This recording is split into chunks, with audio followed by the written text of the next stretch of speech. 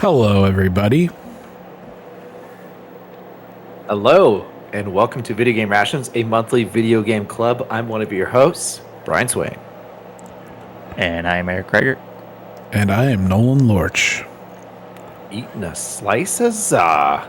Not on stream, just prior or before. That's okay. That's okay. I might smack one down in the middle. We'll see how hungry I get. Yeah, it's dinner time. It the is. Lorch Manor, you I know? know. We're late eaters. I was gonna say I'm usually a late eater because of the kid, but you're eating late. You don't even have a kid. We just don't know what time is, and then we're like both starving, and we're like, why are we so hungry? And it's because it's 9 o'clock at night. So, Oof. Yep, makes sense. Yeah. If you're unfamiliar with us, we're a couple friends who get together every month and chat about what we're currently playing. You guys can watch us live on twitch.tv/Video Game Rations if you're listening to the podcast right now. Share the podcast. That helps us out a ton. Leave us any reviews on Apple Podcasts, Spotify, and your podcast provider of choice. VideoGameRations.com is the place to go for the links to our Discord. You can find our Gmail there, all of our other socials that we currently use, which are basically none. Let's just face it. It's the Discord. Yeah. How's everybody doing tonight? Good. Yeah, I'm feeling good. I'm feeling Nice. young and spry and ready to talk about video games. Okay. Yeah. Big day. I wouldn't go that far. Well, you're a dad now, so I don't know if you guys will ever recover that energy, you know? It's true. I got a back massager going, drinking water. Yeah, I can hear the reverberation in your vocals. Yeah, I turned it off. I turned it off for the time being, but you know, if you start seeing me move around a lot, it's probably that. It'll be like I'm one of those wacky inflatable guys. Or you're like sitting on a waterbed or something and just moving with the motion. Someone needs to get Eric It'd a be great yoga if ball. I was gonna say if I had a yoga ball, you guys would see me going like this. Mm-hmm. Then you could really complain about my audio. Oh, center myself up. Well, we have a topic of the show today because it's April 2nd as we're recording this, and there was a big Nintendo Switch 2 Direct this morning at 6 a.m. What are they doing with these hours? I didn't watch it. No, I watched like maybe the first 10 minutes because that's when my alarm goes off, and then I got the rest later. So yeah, I watched it like 10 something. I thought we would just go look at this stuff for a little bit, maybe talk about what the new Switch 2 does compared to the old one, talk about some games and some other stuff. Yeah. Okay, handheld, we got a 1080p LCD screen, 120 hertz refresh rate, HDR. That's pretty nice. That is nice. Mm-hmm. Not an OLED this time around. Nintendo will just sell us. They always do. In a couple years, apparently. Yep. We're gonna run 4K up to 4K 60 docked though. Also HDR. That's pretty sweet. Yeah. 60 frames is nice. I'm curious about the 30. If it's gonna be 30 handheld, imagine. When you do 4K. Notice I don't know what the handheld's gonna be. If they're gonna lock it at a certain frame rate. It's a 120 refresh rate screen. So it's a couple of the games they showed like the different modes, you know, like a performance mode or whatever. So one of them, I think it was Metroid. It was like 1080p, 120 hertz. No. Sorry, 1080p, and it was 60 FPS. And then if you wanted a higher refresh rate, then it dropped down to like 720 or something like that. I'm sure it'll just be game by game type of thing. Yeah, hopefully it's just a toggle. It's not a bunch of settings like a Steam Deck, you know. No, I don't think it will be. It'll be like Xbox or PlayStation, where you just have like the performance mode or the quality mode or whatever, and you just switch between the two. You gotta go. That'd be crazy if you're like throttling like your power draw and stuff like that. Switching between how many cores you're using. Exactly. Do you want to see Mario's realistic mustache or not? I do. I want to see it Then up close. Toggle it on. So, okay, you guys were talking about the C button. I haven't even really like looked at the actual system itself. So, what is the deal with the C button? So Just you wait. the C button on the right Joy-Con, you know how like right now on your Joy-Cons there's like a home button and a screenshot button down on the bottom. There's a new C button, and people are like, "Ooh, what's the C button gonna do? Is it gonna be like C for cursor, like the mouse mode, or C for some other ones? Cast I saw was like a rumor. It is for chat. Oh, so there is basically a Discord-like software integration into the Nintendo Switch software now, where you can voice chat. And but that not basically, Discord. It's not Discord. No. It looks very much like Discord. But you can have it so like on the bottom of your TV or whatever, you have like people's little chat bubbles. They're selling a camera you can buy that will plug in via USB-C, or you can use your own USB-C camera. The Switch has a built-in microphone on the controllers and the actual dock. Okay. And that's basically it. So they were really like, it was a big reveal to do. I feel like, that it was like, you can now chat with your friends and be in the same room. And it was like filmed like the old like rooftop bar, like hangout. when the Switch commercial. I was listening to a podcast and it's like, does Nintendo know we're going to have another pandemic and they're just getting us ready for chatting together? I thought it was going to be like the C buttons on a Nintendo 64 controller or like the joystick on the GameCube. And I was like, don't they kind of already have that with just like the... So you guys were making like a big to-do about it. And I was like, what's the deal? It's just a D-pad. It wasn't us. Wasn't us. Oh, well, even the chat is, I think, very silly. Right. I can't wait to accidentally hit it and then be entered into a Zoom chat. Into with chat. all my buddies on accident. With all the other kids playing Mario. Oh my god. It looks so silly. It's just like it's like Zoom, but with like, emojis of your like face moving around. So when you talk, it's like burp, burp, burp, burp. It's very Nintendo. I mean, it's party chat that any other console has had for I don't know, 15 years now, basically. I mean, of course, it's an improvement over the last one, because the last one you had to use an app on your phone. Right, Yeah. So at least there's a step there. I don't know. There was they were showing like some screen sharing. It looked like you could be playing different games in chat. Yep. So different games or even the same game. You can share your screen, and there's some functionality there. Interesting. We got I'm magnetic curious what Joy-Cons. Oh, sorry.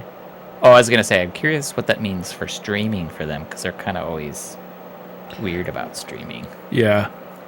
Yeah, I don't imagine there's going to be like...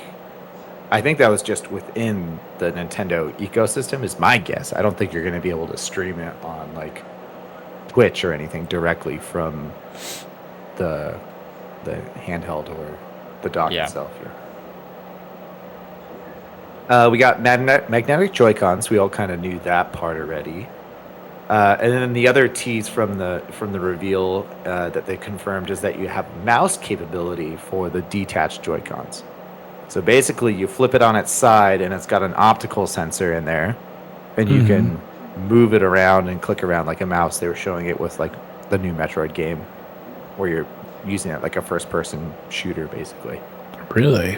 Interesting. And then they had another roller derby basketball game where you were using both of them.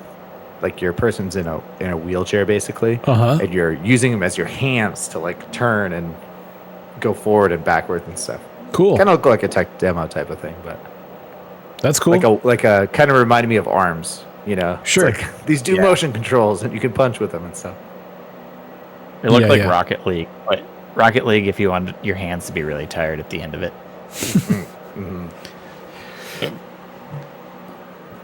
What else we got? 256 gigs of internal memory, which I think is going to be big for the games that they showed. A lot of people were hoping you'd be able to use your SD card from your old your old Switch, but it does need a newer type of micro SD card called Express.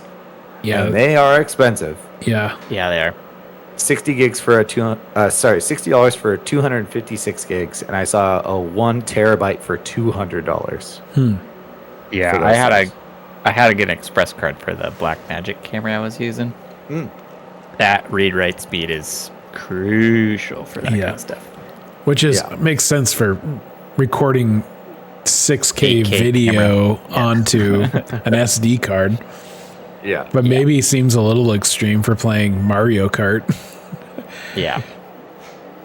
Especially when you load half that stuff onto your Switch, so it's Yeah.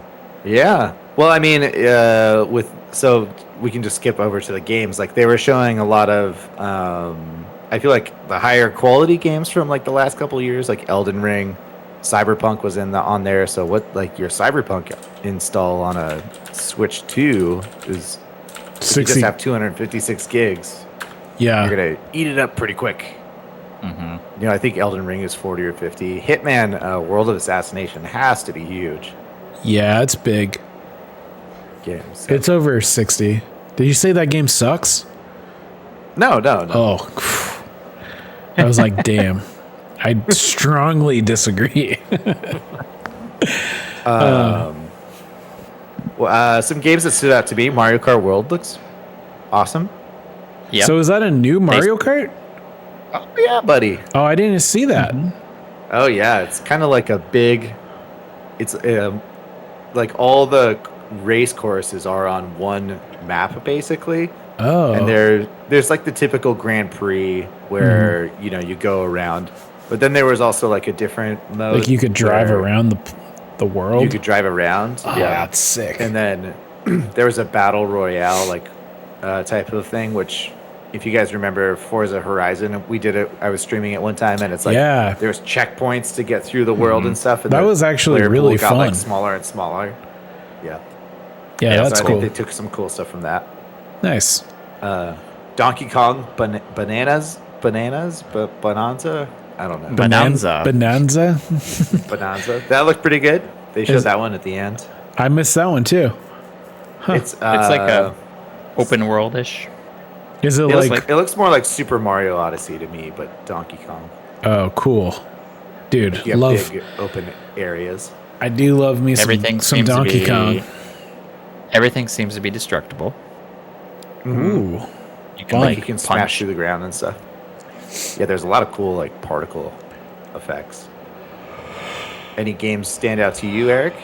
Since you watched the direct? That was it. And then I mean, there's I have a list right here. There's some like 007 thing they were teasing. Ooh. Yeah, that was the Hitman developer.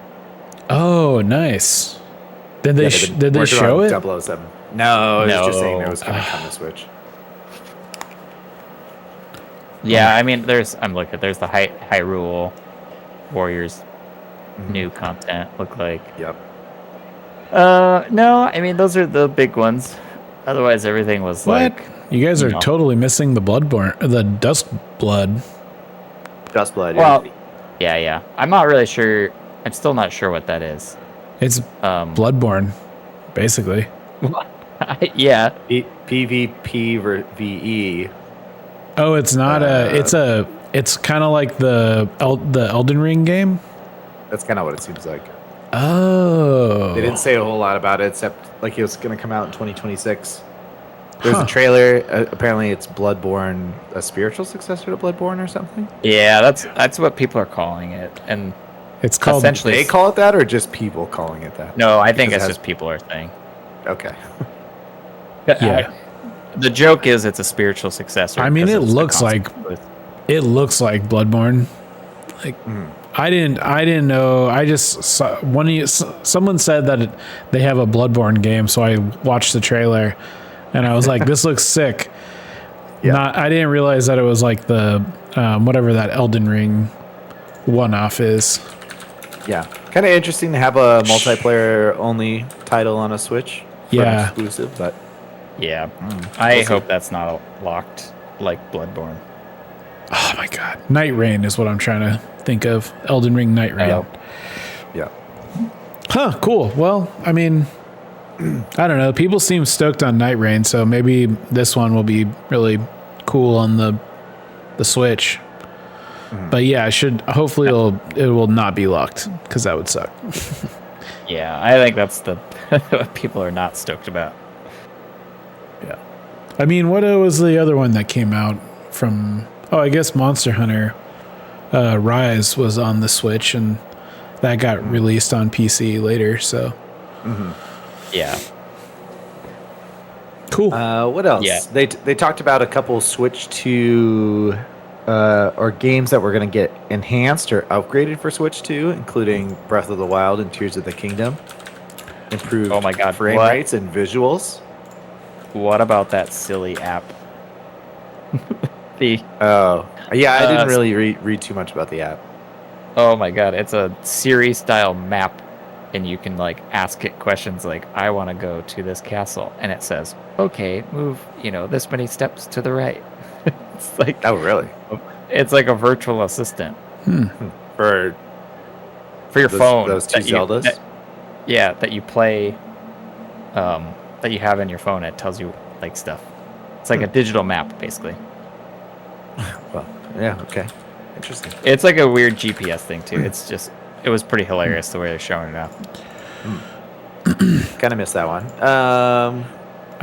Kirby Air Ride looked pretty sick. I'm pretty stoked for just more Kirby. Yeah. And I can never get into Kirby. Hopefully it'll be like just more kart racing. Maybe a Diddy Kong Country would be sweet. Or Diddy Kong Racing, I mean. Not Diddy Kong Country. And Deltarune, the last chapters are coming out, which is cool. Like, I haven't played any of that, but Undertale was sick, so that'll be cool. Yeah, they had a pretty extensive third-party section, even with like some publishers who weren't on the last one, like EA Sports and stuff like that. Oh, really? Which make a lot of sense for a handheld. Yeah. Yeah, there's wrestling and a few others. So a couple things they didn't talk about during the Direct, and they dropped shortly after.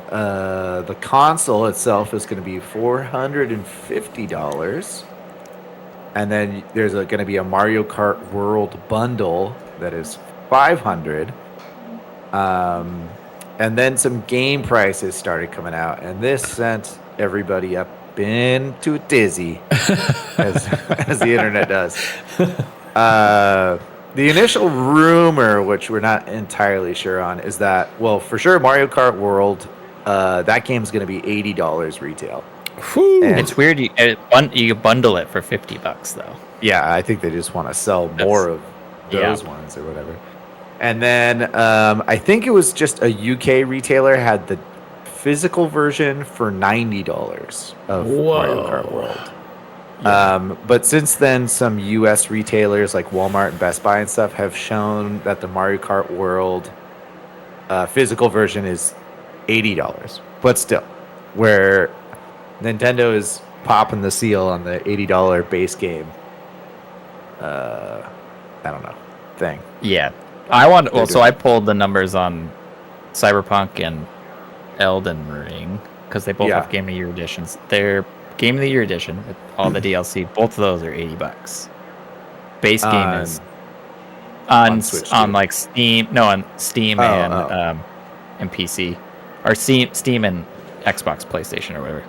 Yeah. Yeah, and then the base game for those is $59.99. So it's going to be interesting when those come to Switch 2. If I'm assuming they're going to be the Game of the Year edition. Yeah, I would imagine. Yeah, they said they both were. Like Elden Ring is like the tarnished edition or whatever it was going to be. In Cyberpunk, they said was going to include everything. So yeah, so those have to be $80, I imagine. Yeah, I mean that makes sense though, because those include the $40, Expansion. $30, $40 expansions, where Mario Yeah. Kart World is $80 out of the box.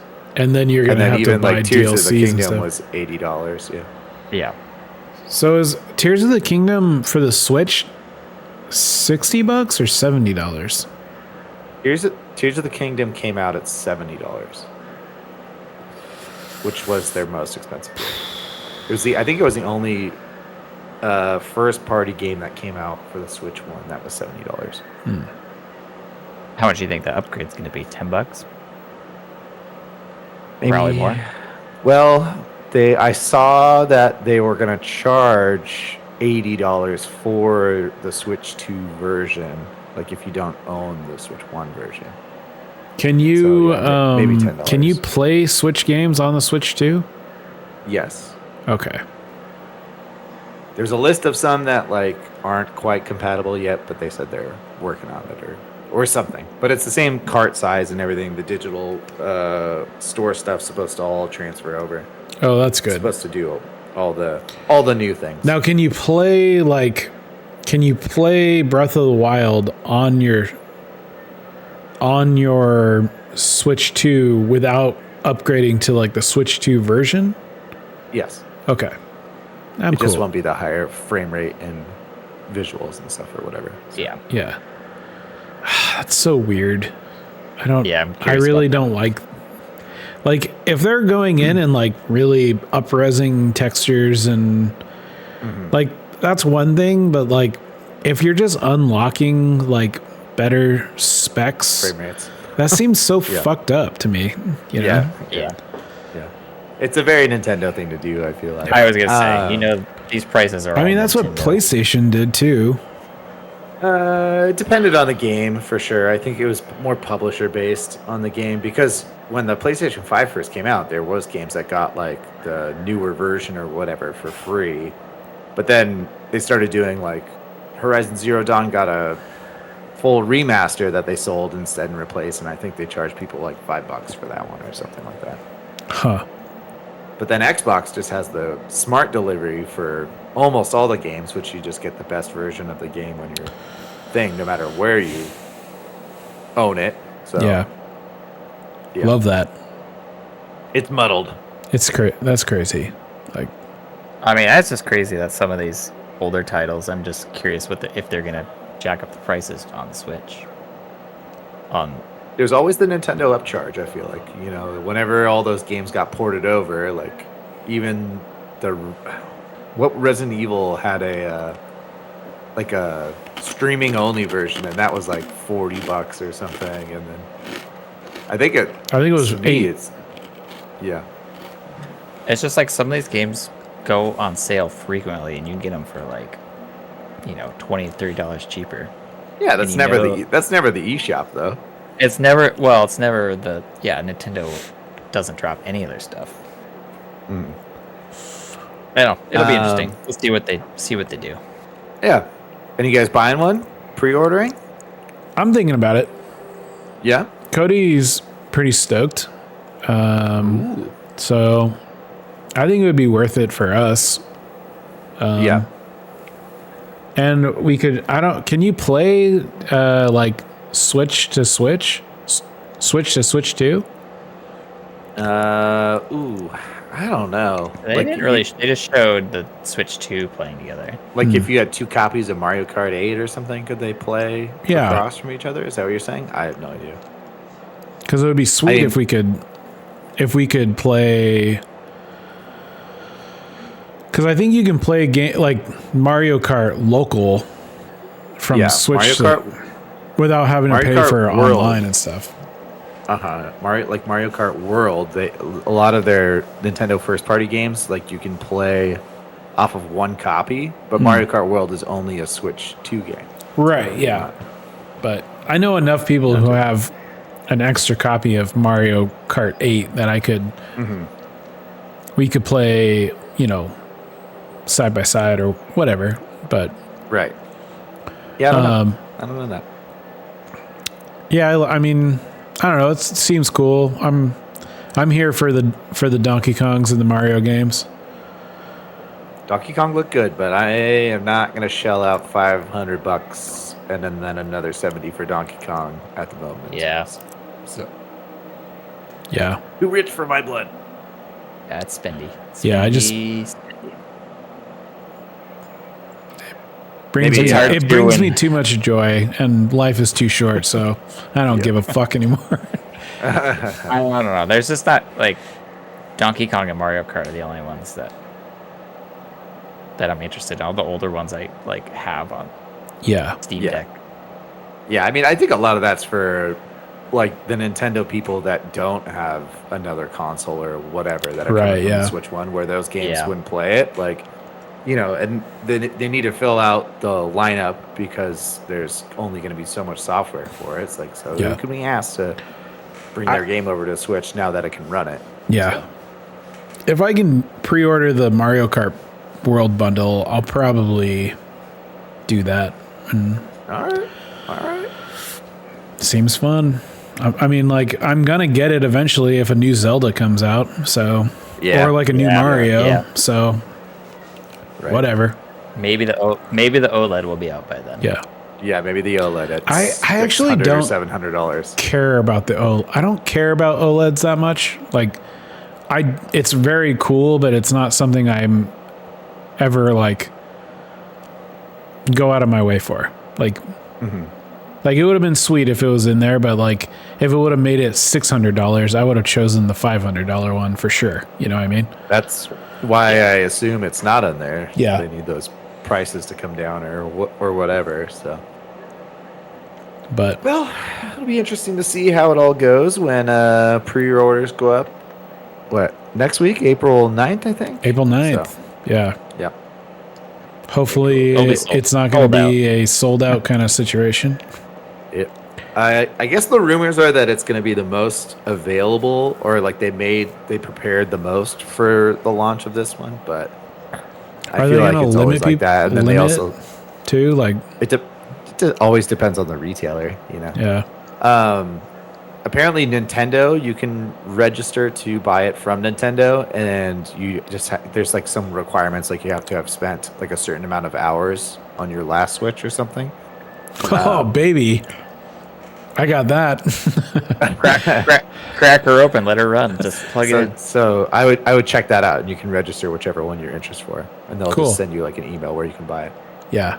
But Nice. It's always great when they have like their own way of combating scalpers, and then Yeah. Best Buy and Walmart or Target Yeah. are just like, whatever, man. Yeah. We don't care. Hey, I won $200 at the casino. That money's going straight to that Switch too. Oh my God, Nolan! I won 500. It could go straight to. I mean, technically, Alicia did, not you. So, no, I won more than Alicia, Nolan. oh, sir. you did? Yeah, he. Yeah, we won together over 1,000. Whoa! I guess I did. I left too early. Did you go back to Frankenstein? Yeah, oh yeah. Hell, was that where the big winner happened? I don't know. I had so many vouchers on my dresser when I woke up. I was like adding them all up. I was like, oh damn. Nice. I'm hoping that your bar tab wasn't $1,000. It was not. Was It yours, was not, but not. Eric? No. We lost money and we cashed out. Nice. Yeah. Big losers over here. Yeah. We hit that Frankenstein and left riding high, and I think we spent like $20 the whole time we were there. It was great Perfect. on garlic Man. fries and onion rings. Ooh, did you go to the food bar? We went to the rock and roll bar where they're having the 90s night thing. Oh. I went to the taco cart. It was really good. Nice. All right. Well, what are we currently playing besides gambling? Slot We were machines and- playing the Konami roulette. machine. If anyone sees the Frankenstein slot machine, give it a chance. It's crazy. Dude, we tried. We were playing it. Oh, Didn't really? work for us. Oh, man. Yeah. Cashed it out. It seemed like Was Magic everyone, go first, Eric? we were all winning. It must have been like Magic Hour or something. Like they were just like, let it roll. Like bring everyone in. Well, it's like get you hooked and then you lose it all. Yeah, exactly. That's the key. Yeah. Yep. That's why we walked away. Looks smart. I am still playing Avowed. Loving it. Nice. Super fun.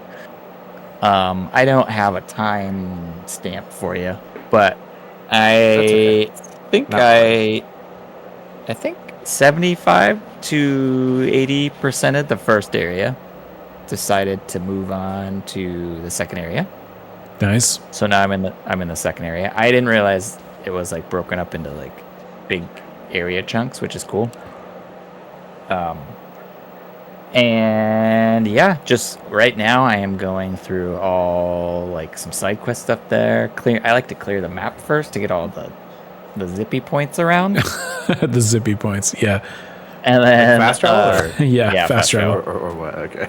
There's like fast travel and there's also like sleeping, like so you rest up and stuff. But there's also like, there's some big baddies out there, so it's fun to test the limit of the new area and see if you can handle it.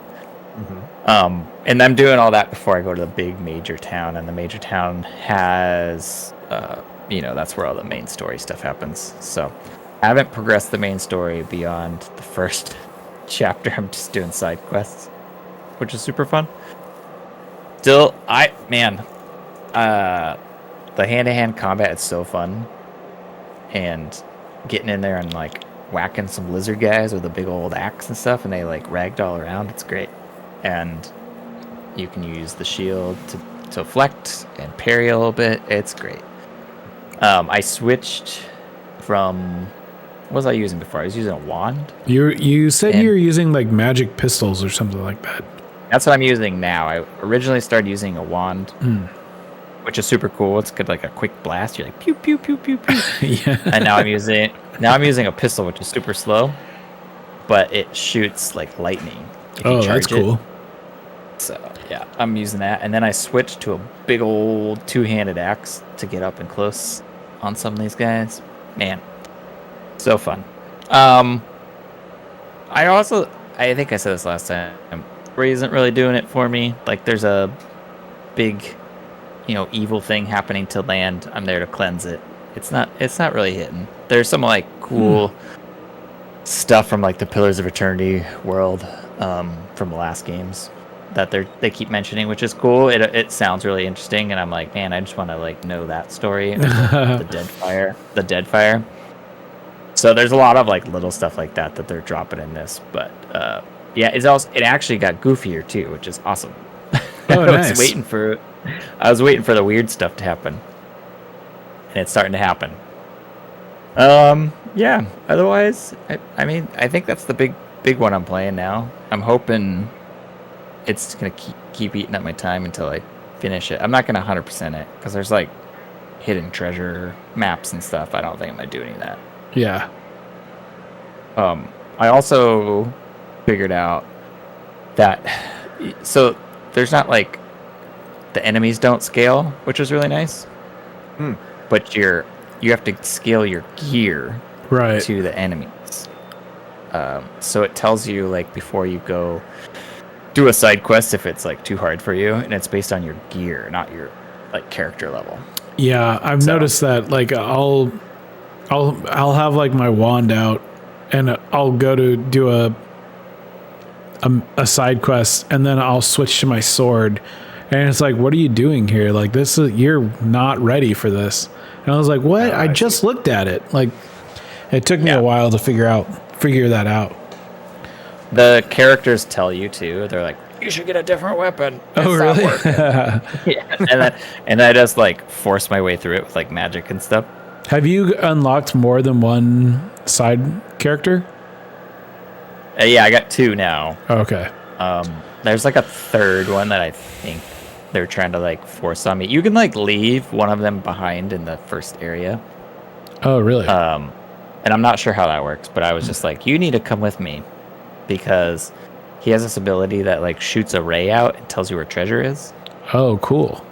And it's super helpful when you're like looking around for stuff, and then you don't have to like second guess if you left something. Are you using like any of the unique weapons yet? Or are you just using kind of like the basic weapon type that you like level up basically? I don't use any of the common stuff anymore. I use only unique weapons. Oh, cool. Yeah, because that other stuff's like, it's all garbage. It's pointless. Yeah. It's just like Garbage. it's for you to break down. Yeah. You can't. I was thinking like you could enhance. So I enhanced like a dagger like really high up, and then I was like, ooh, I can add magic to it, and it doesn't let you do that. Oh, really? It doesn't let you like, yeah. So there's uniques, and then there's everything else. So it's pointless to really use everything else and level that stuff up, because the uniques are going to add like buffs and all that stuff too. Huh. So yeah, I was reading on Reddit today about it, and people were like, "What's the best, this and that to use? Like, what should I put my skill points in?" And people are like, "It doesn't matter. Just enhance your gear." Yeah. Like, yeah. It's I a looked at weird- the same thing. I think it's a it's so weird you take on can. RPG. I think it's so you can like experiment with different builds though, which is cool. Yeah, Like you don't have to play just using a wand the whole time. You're not stuck doing that. You can change your whole gear lineup and play a completely different style, which is really cool. But I mean, they didn't. I guess I didn't really see any tutorial. I don't remember any sort of tutorials explaining that. So no. I was kind of like, oh yeah, I'm just gonna keep putting all my skill points in intelligence, and I'm just getting destroyed. Yeah.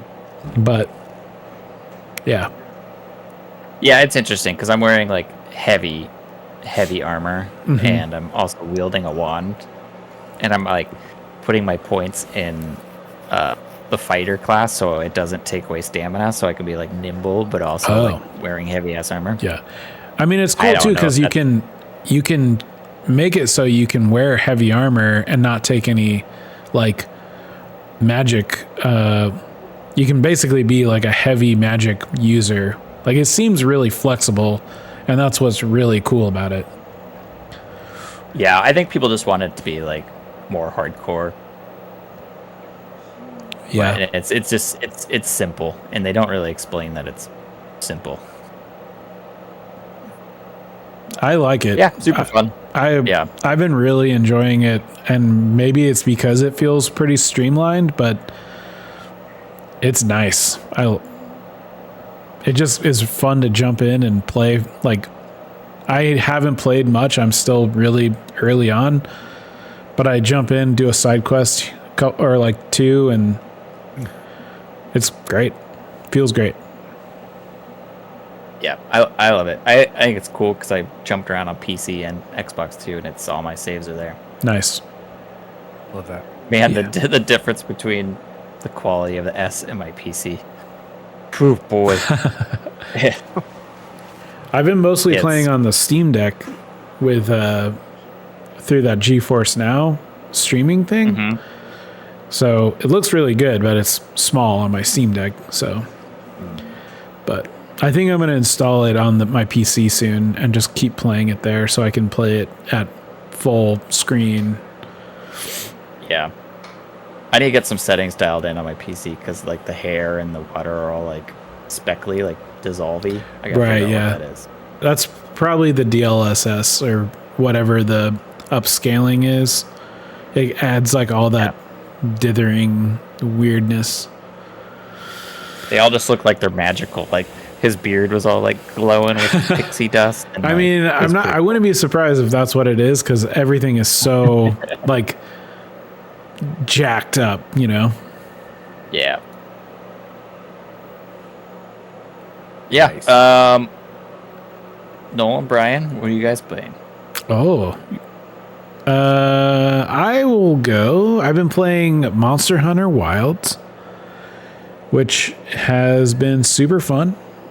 I just finished the story and am now into like the real game, if you want to call it that. This one actually has like I know you guys haven't played any of them, but Nope. they are usually pretty light on story altogether, at least like Worlds and Rise were, except for like you're here, go, like we're in this new land, go hunt them, and then there's a lot of lore in side stuff. But it's always been kind of like, I don't really care about this. Like, you're just here to kill monsters and make fancy pants and swords and stuff. And that is great. I love that. This one, they definitely there's like a full story. Lots, just every time you beat a monster, there's a new cutscene and they're pretty long. And at first I was kind of like, I don't want this. Like, I don't give a shit. Can we just please move on? But it was actually pretty good. And yeah, I don't know. It was, I enjoyed it a lot more than I expected, especially once it kind of got going. It's still pretty basic, but it's, I don't know. I guess the humans seem a little more entrenched in the environment than the other ones, where you're not just an outsider coming to just rip apart the ecosystem, Yeah. Which is cool. And it looks amazing. It's it's kind of like a sequel to Worlds, which was kind of a big, it was the one that was on PS4, and it was a pretty huge graphic bump, from the 3DS and the old ones. And yeah, just some of the scenes or some of the environments you're running around in are just really, really striking. It's a very beautiful game, especially if you max it out with you can, there's a free DLC on Steam to install 4K textures, which adds 40 extra gigs on top of the game or whatever, and it looks really, really good. It definitely has some technical issues. There's always people kind of fading, you're in a cutscene and there's people fading through, they'll just appear and then be walking in the background. And then there's a lot of I can't remember what it's called, but where textures are really low res, and then they'll pop and it's the textures load or whatever.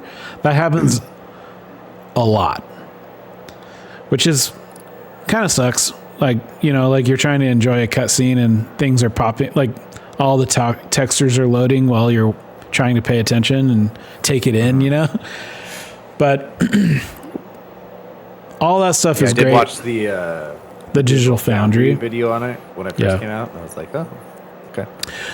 So actually, one of the things that still is in it that really I don't really mind that kind of stuff. It sucks, and but it doesn't take away the game for me. It's fine as long as the gameplay is smooth, But there is a the camera has a stutter.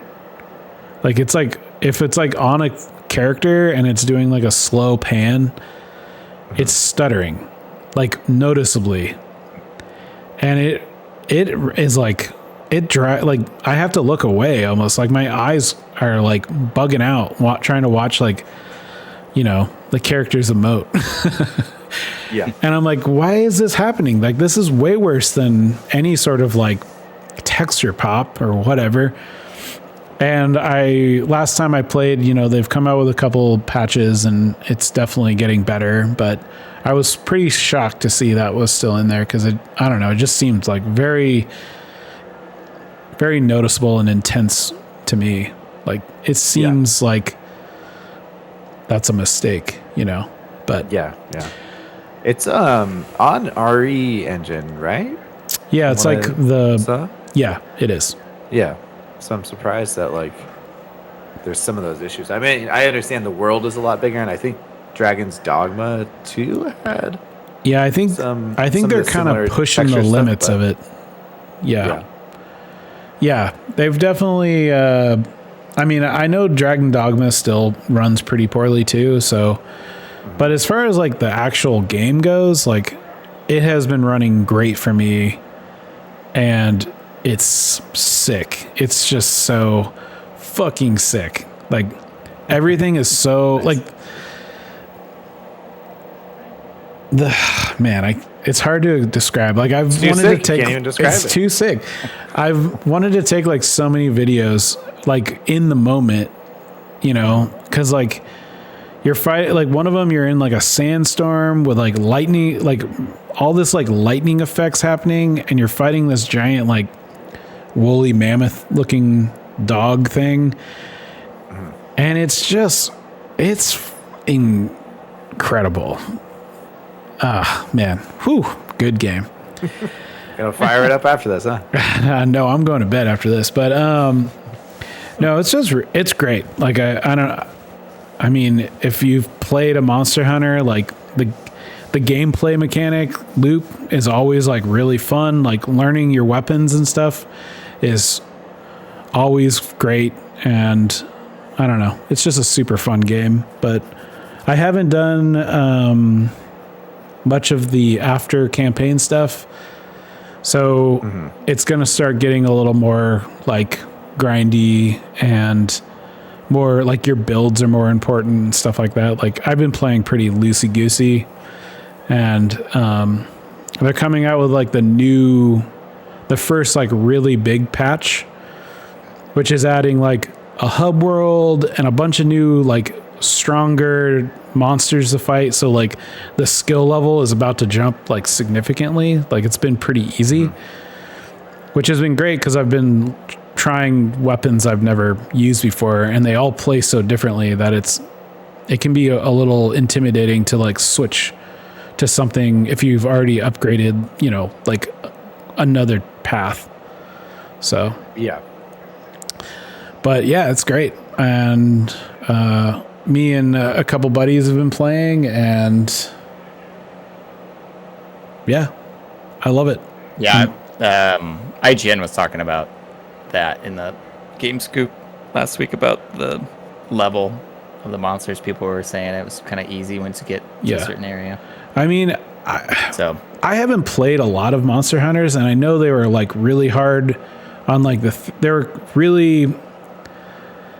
A lot of things were like much more abstract on like the 3DS ones and like the older ones. Like you just had to know what was going on. But I don't know, why not make like the story monsters easy? Let people play around with like different weapons and stuff. And then now that you're in like the end game, then make it, you know, like hard, because that's where the real sickos are gonna go anyways, you know, like I don't know. It was fun for me, so but I guess I'm a casual, so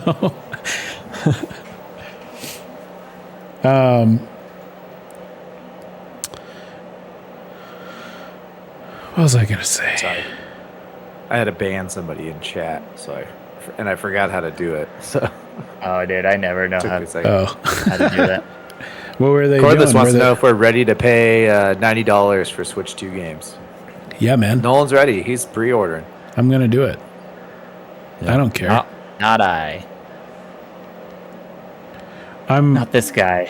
Not at the moment. I don't have a kid, so instead of a kid, I'm gonna have a newborn Switch 2. Well, when the kid wants to play video games, then we'll Yeah. I'll justify it that way. Be like, yeah, well. All right. Is it my turn? Yeah. Are you Oh, good? jump in. Sorry. Cool. Spider-Man 2. I finished it. Nice. About 25 hours to complete the game. The main story. Can I start there? With no spoilers. And then, unless you guys want to ask questions about spoilers, we can do that. Always. Oh, dude, I don't know. Sorry. I don't know if I'll. Oh, go. What? Go ahead. I was have a gonna say, I don't correction know if from. I'll Oh ever. my god. I don't know if I'll ever play those games. I've tried to get into them. I just could never. Oh. So, They're great. Yeah, you always say how you suck at the swinging. yep. It's so easy. You hold the trigger, you let down the trigger. You hold the trigger, let down the trigger. Oh man, you had to like really get the timing right. No. Anyways, correction from last month. Nolan asked me about the map size, and I said I thought it was the same, but it's actually about double the size of Spider-Man 1 and Miles Morales. They added like the other side of the river in New York, like Queens and Brooklyn. And to kind of work through that, there's like wind tunnels, and you get wings like in the first mission, which is pretty badass. Nice. So you can swing around and then deploy your wings, and you cruise super far. But then there's just like these wind tunnels that will zip you around, and then when you want to leave it, you just kind of pull up or out, and it launches you super high in the air, and you can see everything and zip around.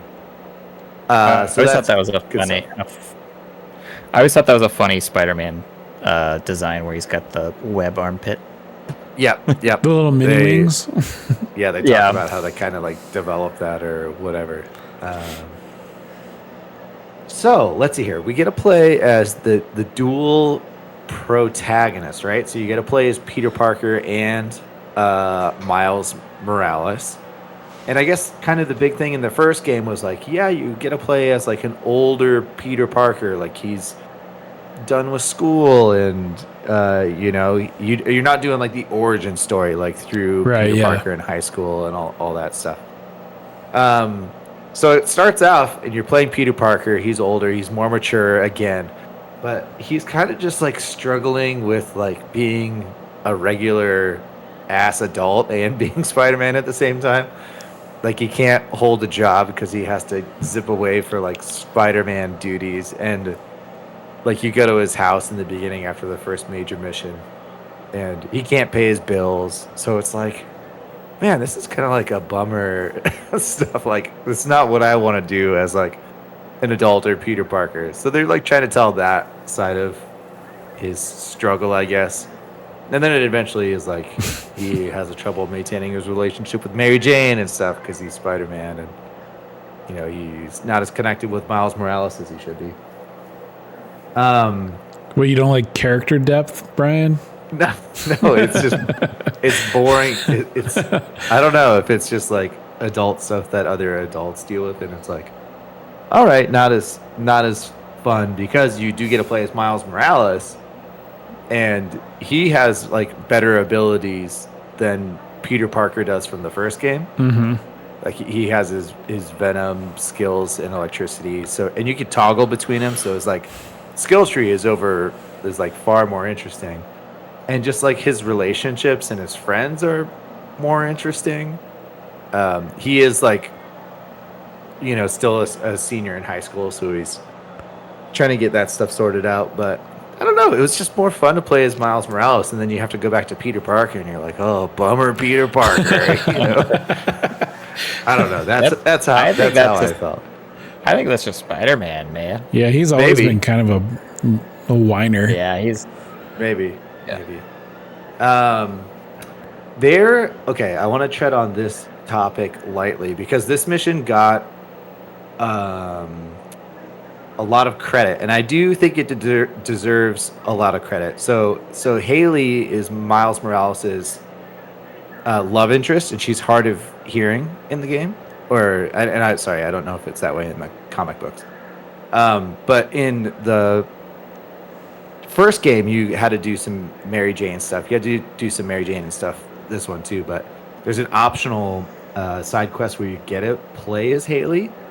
And because she's hard of hearing, they kind of try to put you in her shoes. So it's like all the sounds are really muffled. And you're trying to solve like who is like doing some vandalism around the neighborhood. And that was really cool. But and it got a lot of props for like kind of portraying what it's like to be deaf and have that challenge. Uh-huh. But when I was doing it, and I had to look into this afterwards, but instead of relying on Okay, so like, sorry, just to backtrack a little bit, like Miles Morales and his friend Genki and Peter, they all know sign language. Yeah.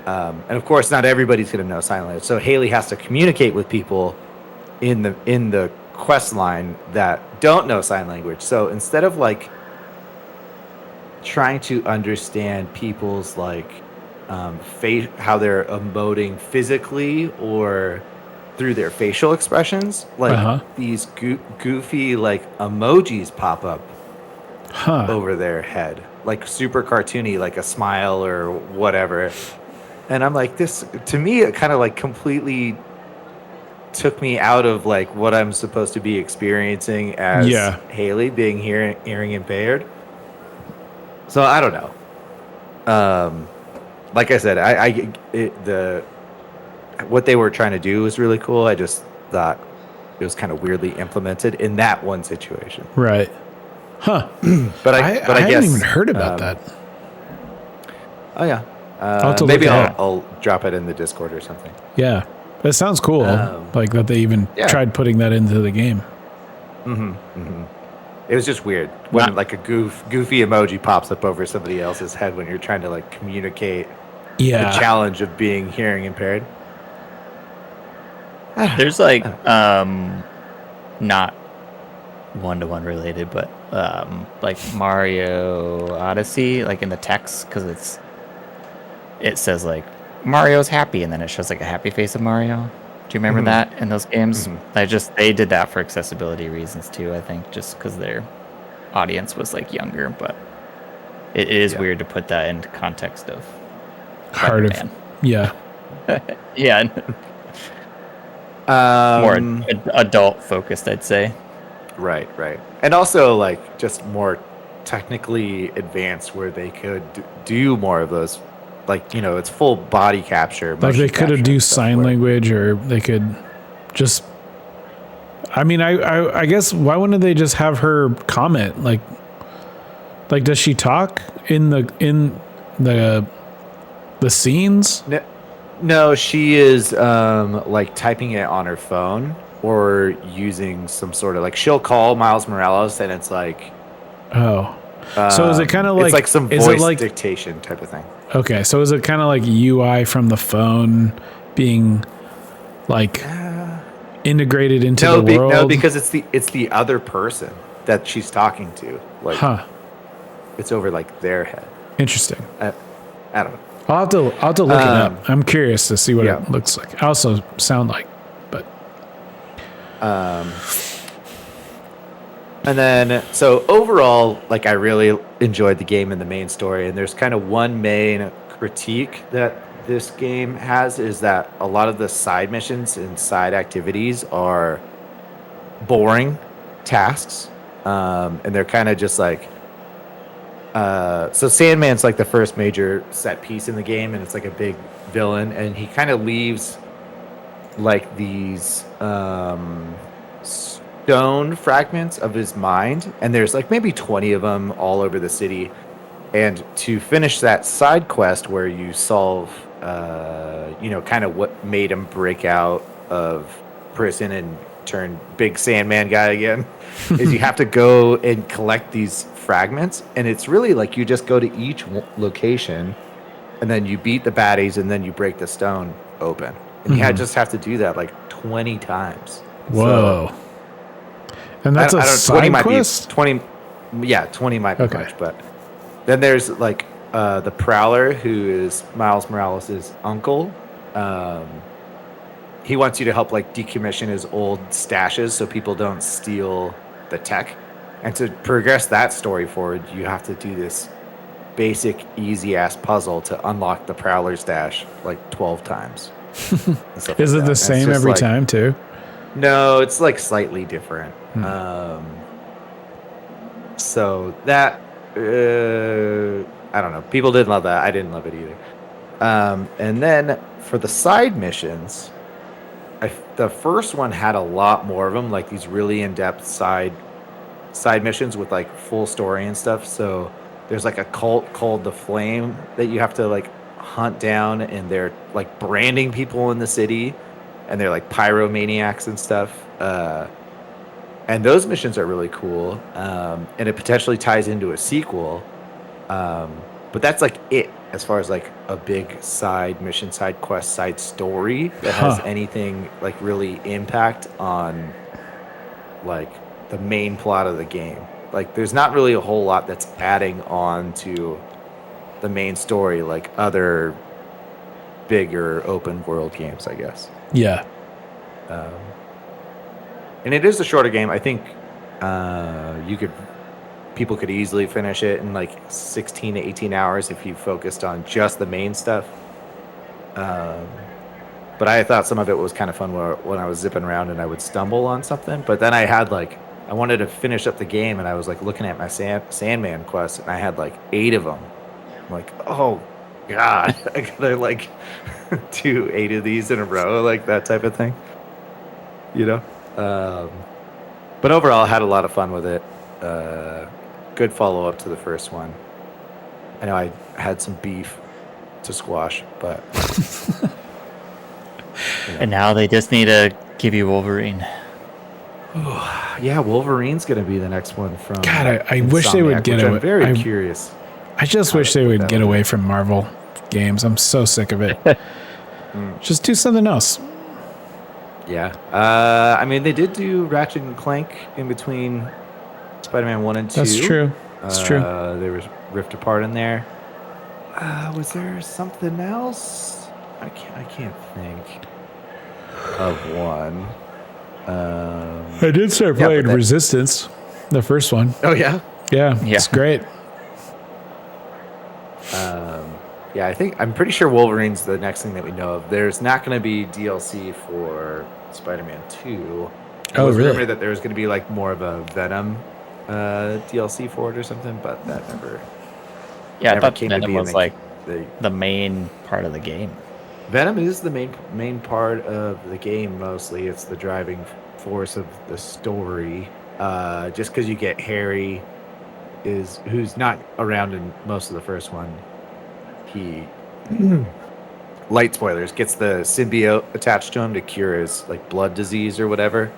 And at one point it detaches from him and detaches from him to Peter Parker, and then he gets like absorbed in it and turns into Venom, which is that's the best. Kind of like how they make Peter Parker more fun to play as than Miles Morales, because then you just have like a whole new slew of abilities.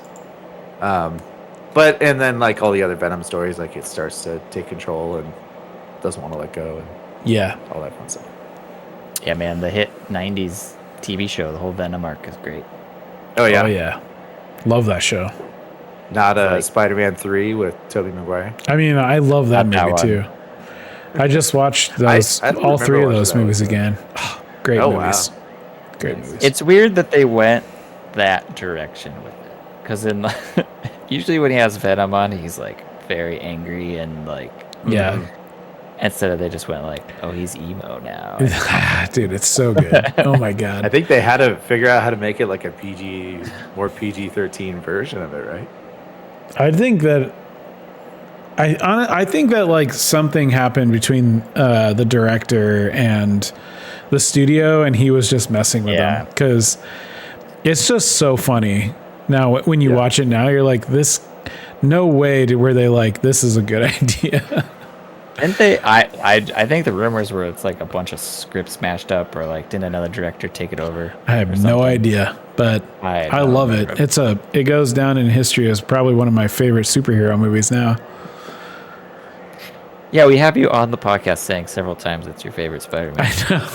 I know. Well, it's because you guys talk about Spider-Man so much. Yeah. Like I have to. Have I played all 3 of them on the podcast? I think so. No, I don't think. Were we Miles Morales? I think you played Miles Morales. Yeah, I think you've chatted about it. Okay. Well, they're super fun games. I have a whole slew of Spider-Man comics. If you need to read some comics, I got a whole. Oh, I looked at like how far back I needed to go or what I needed to do to catch up on the Spider-Man comics. My God. I think there's one series that everyone likes that's still going. On Reddit. on the Spider-Man Reddit, there's a guy who has a whole recommended reading order. He's could be a Of fucking all of Spider-Man them? historian. Well, it's like, basically it's like skip this Ooh. one, skip, these 40 and go to the next one or whatever. Yeah, so I know Spider-Man fell off hard in the comic book world, and then the Amazing Spider-Man, I think, is the one that everyone still likes, and that's been going on for a while. Yeah. I'm looking up they started doing stuff in 2022 again. I don't know. It's hard to keep up on any of that, but Yeah. Yeah. Oh, yeah. and they tell the same stories over and over again. You're like, come on, man. Yeah. Well, it's like all the different Earths and stuff now. It's like what did that one happen in and all that. So Yeah. I thought that the whole Civil War thing, I mean, spoiler to any, comic book fans, but like Peter, like giving up his identity and kind of turning into he's already a wimp, but turning into like an asset for the government was kind of weird. It was good. It was good. It was good. That was after I read the Civil War. I think I was like, I think I'm good on superhero comics. So many It's issues. so long. It's because they were all signing that pact that was like either show your mask and your identity or you're you're wanted. Nice. Well, Eric, you had some other games you were playing? Or did I just want to. Or if you guys had any other questions on Spider-Man for me, If you want to talk Spider-Man, I can talk Spider-Man. No, Adam Fall dropped. I had it pre-downloaded. I figured I'd give it a shot. Because I think I posted a couple times in the Discord, but it was like the way they were previewing it almost made it seem like a weird BioShock game, or a BioShock-like. Yeah. And then when it started like actually coming out and people were previewing it, they're like, "Oh no, it's more of like a Tarkov or not Tarkov. What's the Stalker? Stalker-like? Yeah. Stalker Light. It is Stalker Light. Yeah, for sure. So I was like, "Oh, that's interesting," because I always thought the Stalker games were like too much for me. So yeah. This isn't bad. Too much for the Stalker heads too. Yeah. Don't know which version to play. Adamfall is like very, very slow. A lot of sneaking, a lot of managing of the backpack and like assets. Yeah. But so far I haven't I've killed a couple people, but I haven't had like huge firefights or anything where I've like really pushed myself with limiting my resources. So I will see if that continues. I played a little bit this weekend as well because I was really curious about this game, and I was expecting something like more Fallout-y, I think, but I have been pleasantly surprised. Like, I was like, I think I'm gonna wait on this one and play it later because. Sorry, Nolan. Do you mean like Fallout vibes or like more of a RPG type of? Like, yeah, RPG. It's a little like like a little more arcadey. I don't know. It just seems like headshots are really like you have very limited supplies. Like if you shoot your gun, like it alerts all these guys, and you just have to be really careful. Where I feel like in Fallout, you're just so overpowered that you're just like destroying like waves of dudes. So that's kind of what I was expecting, a little more like that, but and maybe like more of like you found this note, go to this waypoint kind of thing. And it's very like the quest system seems like puzzly, or like it gives you coordinates, and I don't know, it just seems really cool. And yeah, I just finished one where I actually marked a coordinate on the map and had to go to it. Yeah. Like I thought that was cool. I like that. And I don't know, it seems really small, but maybe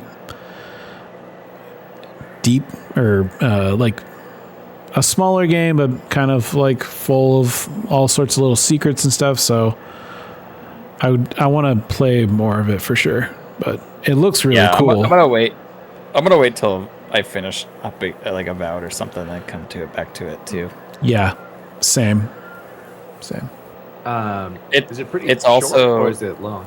I don't know. I mean, honestly, I haven't looked up very much about it. I just jumped into it and I was like, this seems sick. Like, I want to play more of it. 9 hours. Yeah. Yeah. Completion is 26 hours. Main story 9. Yeah, I like that length. That's a good length. You can kill everyone in the game. Too. Okay, that's what I was. That I heard. Yeah, I was like, I've been killing like everyone, so You kill the first guy? No, I haven't killed any of the like NPCs. I've just been killing all the goons basically. Oh, okay. But Goonslayer. Goonslayer. Well, so I was rolling in a cave, and I just had my axe like ready, and I'm just like holding it back to throw it at somebody. Yeah. And I see this guy, and I like, and I totally missed him. And then he's just like, "Hey, bud, want to trade some goods?" That's so funny. So, I'm glad I didn't kill him. I'm glad I missed. Yeah, it's I don't know. There seems to be just like lots of cool little mystery things, and I'm nice. It's good. More like I like exploring and stuff. Yep. Yeah. I do have actually one more quick one, real quick. I didn't add to the list. Yeah. If you're here for it. I've been playing a little multiplayer game called Due Process, which is it's just like a really, it kind of looks like Half-Life 1 graphics wise. It's like really low poly, kind of cartoonish, and it's like a Rainbow Six style game, like where there's like one, like the terrorists are like in a building, and you have 30 seconds to kind of like plan your route inside, and then like your team, like that's all those like plans show up visibly like as you're running through the level, which is really cool. And the levels are like randomly generated, so they're never the same.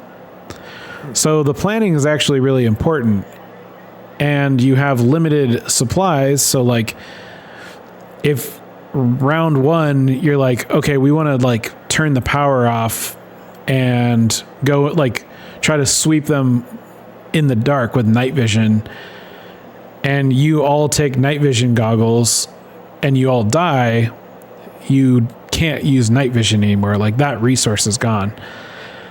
And or like you have 2 breach charges, and like you can use those to blow up like certain doors on just like one round. So it's kind of cool. Like it's very fun and quick. Like it's a little easier to get into than I was expecting, because it seems kind of difficult.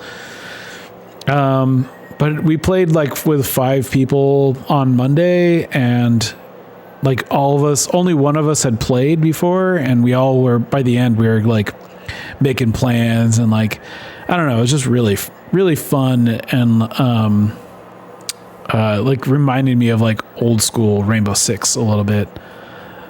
Or like Counter-Strike, or like it just had a really fun like LAN party vibe that I was digging. Yeah. So what was that one called again? It's called Due Process. Due Process. It's worth a wish list. It's like $9 or something like that, and I think it goes on sale all the time. But it kind of had like recently it came out during COVID, and I got it in like a Humble Bundle or something. But no one was playing it when I picked it up, and a friend of mine was like, dude, Due Process is back, let's play it. So they just came out with like a big update, and it seems like the devs are like really leaning into it with like adding like a bunch of new content. And it's really fun. So if you want like a quick little multiplayer game, this one's actually really, really good. Yeah. Man, that's a long time in early access. Since COVID? Yeah. Yeah, 2020. Yeah. I think they were like about to shut down, honestly. Like for like I think for like a year or two, like it was like Nothing happened. dead. Like I put it in like a dead game category on my Steam library. So Oh no.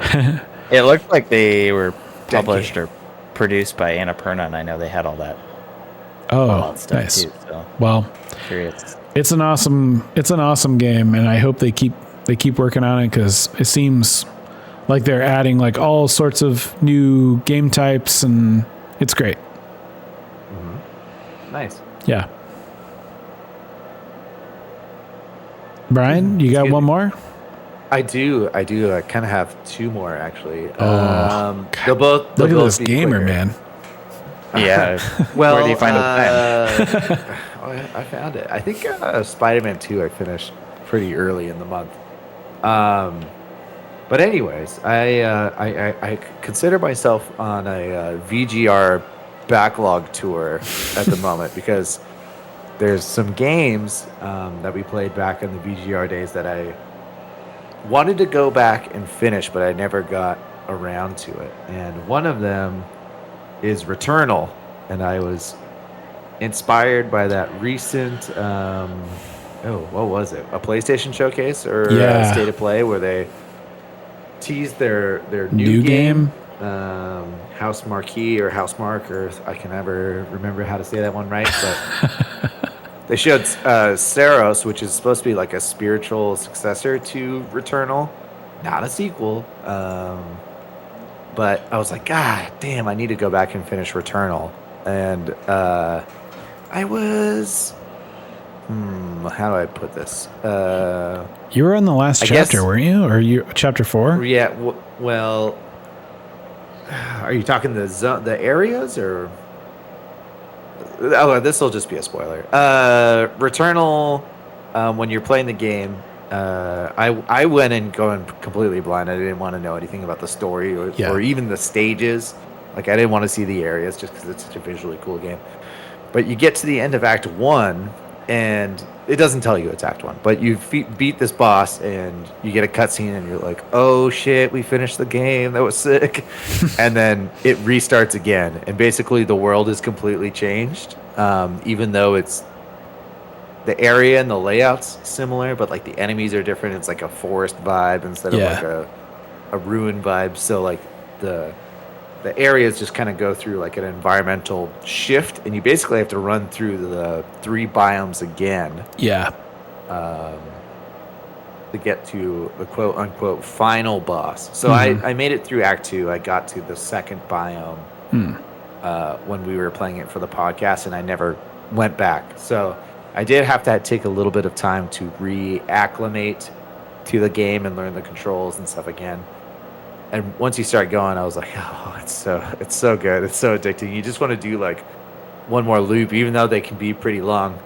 But the challenging part of it is like once you get into these new biomes, like you don't know the enemy types or what they're going to throw at you anymore.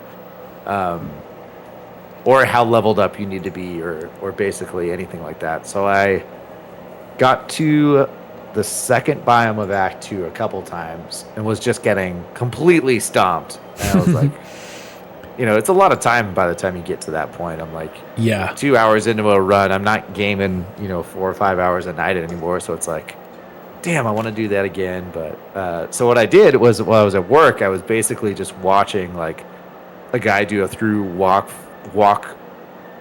through or a playthrough of those different biomes, and that helped so much, just knowing like what the enemy types were and what they were going to do, even though you might encounter different ones because it is all procedural,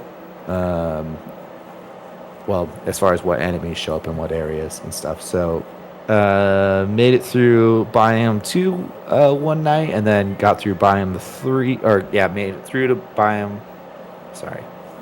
it through biome 2, 3, got stomped. The next day at work, I watched the biome through 3 playthrough, And then the next night I was able to get through it and get through the boss in one go and stuff. But, whew, man, what a game! And then Very it turns good out game. there's a full Act 3 after you run credits on Act 2 with another secret ending and stuff. So I'm not doing that. I might do the unlimited run tower challenge thing. The tower is really cool. That. Yeah. But goddamn, that's a fucking cool video game. It's so good. That last biome, like the biome 6, as if you want to call it, so cool. It is cool, and it does some different things that the other ones don't do, where the map doesn't really reveal itself until you get further into each area. It's so eerie too, because like, I don't know, like you're most of the levels, it's like sky, you can see really far, and then you're underwater, and it's like you just feel it's like claustrophobic, like you're just expecting like a giant hand or tentacle to like pop out of like the deep ocean.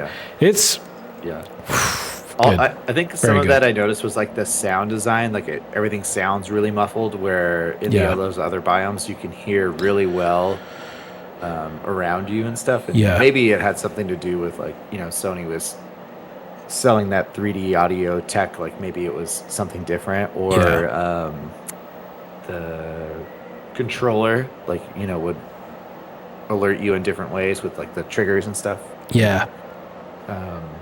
yeah, really cool game. One of my favorites of the newer generation of games that have come out in the last couple of years. Really Amazing. really can't wait liked to it. see what they're gonna do with Saros. Me too, man. I was gonna say, excited. didn't they say some stuff that was gonna be different in that one? No, there's just been a teaser trailer, and that it's a spiritual successor, and that's it. Like, there's some dialogue that the character says that like maybe gives you some hints, but nothing too crazy. Yeah, because I think some people are speculating it sounds like it might be not easier, but they might do some quality of life stuff hopefully they did a lot of stuff to Returnal post-launch, and I think we were talking about this in the Discord. Somebody shared a girlfriend review too, where it's like, if the game, like you couldn't turn off the game because there was no save. But then if they pushed an update to the game itself or the PlayStation 5, that automatically closed the game, so you could lose like a several hours long run. But then they addressed all that stuff, and they added co-op later.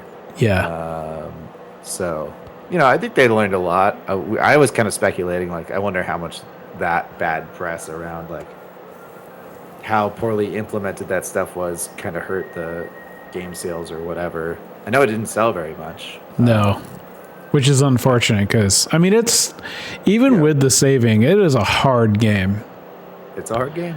But, and even I was talking to our buddy Chris, who bought it and was playing it too, and just talking about like, even though you can save, like you load up and you're in like a really difficult area, and I feel like that game, it takes a while to get like in the flow. You almost need that opening area to get the flow and remember what you're doing and stuff. And then also like some of the random suit malfunctions are really, really tough to get rid of, and the parasites, even though they can do really cool augmented abilities. If you don't know what you're doing, like sometimes you could pick one up and be like, oh, well, that could have just completely fucked my whole run up. But that's also part of the fun of it, I think. So I just pasted the key differences. This was on the PlayStation blog. So permanent resources progression. Yeah, permanent every resources. Death valuable. Okay, you can read it. Oh no, that was gonna say that's probably it. It's kind of like what's the roguelike we played, the dungeon one. Not darkest dungeon. Damn, what is it called? Rogue. It's like no, not Rogue. Shoot. Yeah, Rogue Legacy 2. Oh yeah, that is it. Nice. Yeah, where they like they had all those improvements in the second one where you could like run the same castle and all that. Yeah, Right, There is permanent resources in Returnal. Yeah. And you basically bank them at the beginning of every run to get upgrades that are available that you can purchase in every one. So, but as far as like permanently upgrading your loadout or suit upgrades, like that's definitely cool. Well, Yeah, I guess absolutely. it had that too. Because you would always be leveling up your weapons and getting the other levels and the different attachments and stuff. And then Maybe it's just going to be a little more like melee and all that in stuff. depth. Yeah. It's just interesting they had it included on the PlayStation blog. They're like, Right. oh, we should probably tell people it's different. Gonna be Probably. I mean, it makes sense that they would highlight something that was a big sticking point for a lot of people in their last game. So, Yeah. and also like it didn't show how great PS5 was. You know what I mean? Like they're like, what do you mean you can't go to sleep? Or like if you go to sleep, you might lose your game. Right. Like that sucks. Yeah. Seems kind of like a failure on both parts. Yeah, it definitely did a lot for the tech aspects, like the visual and like you mentioned, like the sound and the controllers. Like I know Housemarque really like partnered with PlayStation to kind of show that stuff. 'Cause Yeah. it was a pretty early game. I don't think it was like launch, but it was pretty quick. And I think that's why a lot of people were like, "Yes, new Sony game," and they're like, "What the fuck is this?" Yeah. Yeah. Yeah. I don't need to talk about this next one too much because I'll just have more to say next month. Another live, die, repeat game. I think I said in the Discord, but Deathloop is one I wanted to get back to. I only got to play it for 8 to 10 hours when we did it on the pod, and just never. Did you go back and look at that? I swear you guys both beat it. I beat it for sure. I looked at my Steam hour count. It was only like eight hours or something. I'm pretty sure I beat it for the podcast. I played it a lot. I was pretty stoked on it when it came out. I think I might have started it early too. Like I think I bought it when it first came out and just was like, yeah, you bought it. I'm just gonna before play. We decided to play it. Yeah. But that's cool. And I looked at my achievements on Steam. I don't have any you beat the game type of thing. Crazy. But I started over basically a new save because I was like, I'm not going to remember. I know like the day cycles were a little complicated with like banking the you infuse the gear. I can't remember Ethereum or something like that. Yeah. It was like the And, like, the character's slabs and powers, all- wasn't it? Yeah, the slabs. It's slabs, weapons, trinkets, all that stuff. I was like, I'm not going to remember any of this, so I just started over. Yeah, it's been really fun so far. Nice, kind of man. been jonesing for a arcane type of game too, where you're sneaking around and doing all the crazy stuff you can do to the world in those ones. Yeah, great games. I needed to get back into Dishonored 2 because I think I'm like right before like the Clockwork mission, which is supposedly like when that game came out, like everyone kind of talked about how sick that level is and stuff. So, Nice. but Blowing people's minds. it is blowing people's minds. Yeah. So Deathloop next for me in April. So I'm pretty stoked. I don't know what I got next. What? I guess I'll probably keep just playing Monster Hunter because the new stuff's coming out. But, Why not? And more Avowed. I think I want to get more into that game too. Same. I'm hoping to finish Avowed and then maybe do some Atomfall, but Humble Bundle has a RPG or like a CRPG bundle right now, and you can get both the Pillars of Eternity for $10. I saw that. I have all the through Xbox. You can play them too. That's true. And I guess since they own it, they're not going to be going away. So Yeah. I'm always so cautious of like the longer games because I know they take me forever, and like I don't want to like play it and then like they're like, oh, we don't have it anymore. You have to buy it now. I'm like, fuck. Yeah. I don't want to buy games on Xbox. Before I landed on Deathloop, Yakuza Like a Dragon, I played that. I think it was one of our like bring your own game months, and I was like, everybody's been talking about the Infinite Wealth Hawaii one. I know that was earlier last year, but I was like, oh, that sounds pretty cool. I was like, maybe I should go back to Like a Dragon, and then it was on there, and I saw it was like coming off in like 2 weeks. I was like, nope. And I don't want to buy it on Steam. I think it was $10 on Steam. I was like, because I already had like 30 or 40 hours on. Those games are hard to start over. Yeah, that'd be rough. They're slow. Very rough. Yeah. But yeah, I started a couple things on Xbox that I'm mad that I did too. See a Stars is like carry your save over. Oh, that'd be nice. Well, any closing thoughts for either of you guys? Sounded like some good games. Good Nintendo Direct. Yeah, you'll have to keep us up if you get that order. Yeah, I will. Yeah. I'm really curious about Tears of the Kingdom and Breath of the Wild, how upgraded they are. I floated the idea to Cody today, and she was stoked. So we'll see. We'll see.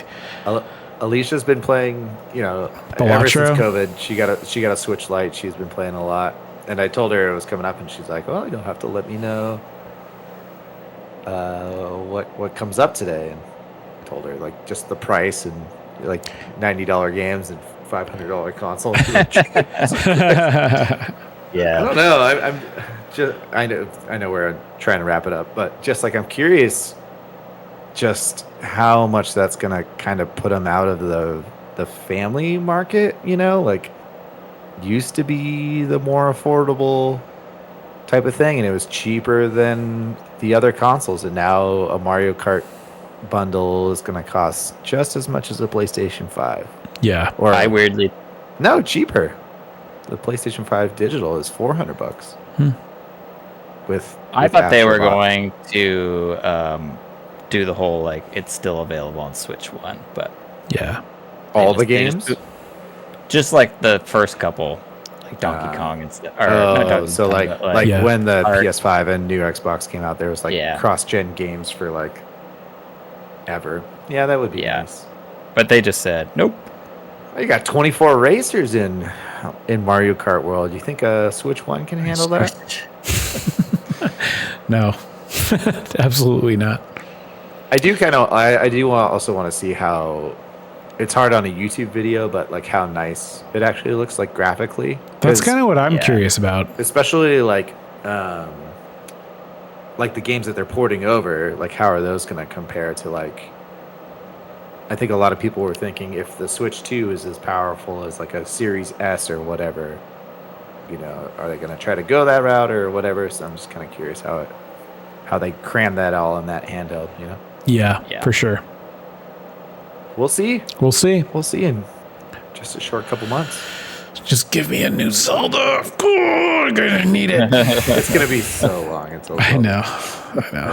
They've kind of like set themselves up on like, what do you do next? You did everything in the last one. They will always come up with something cool. Tears of the Kingdom. Tears of the Kingdom. Everybody was like, "What are they gonna? What are they gonna do after Breath of the Wild?" And I don't know. More Tears of the Kingdom, just on a new map, new world type of thing. Yeah. Who knows? Dude, Tears of the Kingdom is insane. Great game. Yeah. All right. If you're listening to us on the podcast, you can always find us live on Twitch when we do this. If you go over to videogamerations.com, you can find the links for our Discord, and we like to post when we're going live over on there. You can leave us any reviews on Apple Podcasts, Spotify, and your podcast provider of choice. That definitely helps us out. And also on our website, you can find our Gmail. You can send us any feedback. We want to know what you're playing, what you think of what we're playing. Yes. If you want me to stop talking about Spider-Man, please. I probably won't for a good while. They'll come out with Wolverine, like Nolan said, and I'll on come out with PC in 5 Wolverine, years or and then whatever. you'll be able to play Spider-Man as like a side character. And then you're gonna be right back. You're in gonna it. be you're just always playing Spider-Man. Ooh, is there going to be a universe? Is there a crossover there? You know, Wolverine, could be. Spider-Man? You could Or are they gonna be you could separate? play Maybe. Avengers if you're really needing something. No, I don't. I'm not just jonesing for comic book games or Marvel or anything. So, all right, dudes. All right. Well, have a good night. Yeah, catch you guys See you later.